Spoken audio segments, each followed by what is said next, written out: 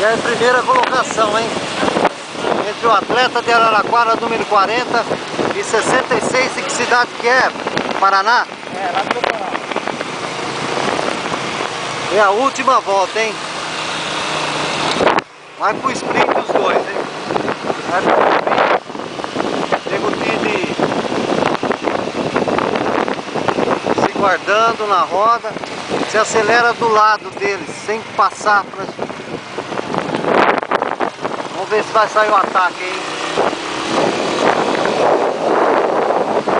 Chegada. Lá, Kleber. Já é chegada. O que você vai fazer? Acelera do lado. O Nego Tide colocou na frente. Pode ir do lado que não dá. Vamos ver o sprint, hein?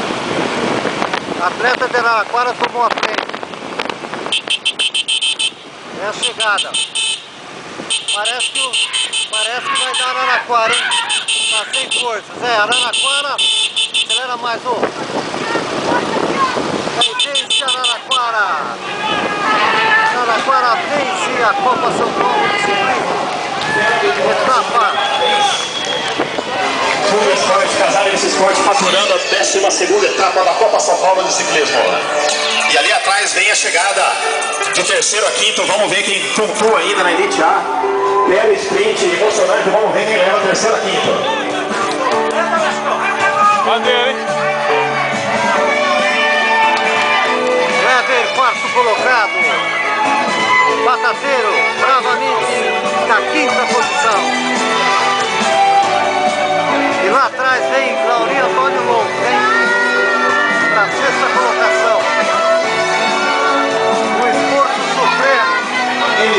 Denis Abraão Garcês, SE, Academia Estação Boa Forma de Serrana, O Laurinho Canetão foi o Longo terceiro colocado, vencendo aqui o vem sprint para a sexta do colocação. pelotãozinho intermediário, e tem Laurinho Nunes na sexta colocação, uma bela prova. Sexta colocação. Sexta colocação, valeu Laurinho, Antônio Longo. popular Canetão. Bela prova, sexta colocação para você. Já, a briga é pela sétima, hein? Aqui atrás mais chegada, vamos ver, vamos abrir a pista, pessoal. Vamos ver quem leva aí, o garoto do Londrina, na sétima colocação aí, batendo também o seu pelotão. É isso aí, a categoria Elite A concluída.